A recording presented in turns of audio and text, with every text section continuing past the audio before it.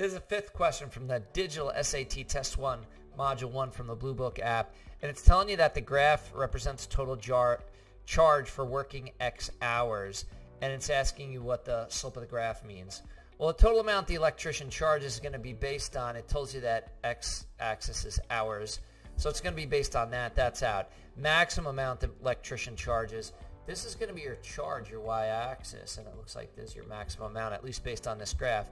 The electrician's one-time fee is going to be the y-intercept. Anytime you see the word start or begin or initial, that's going to be your y-intercept. One-time fee would represent that.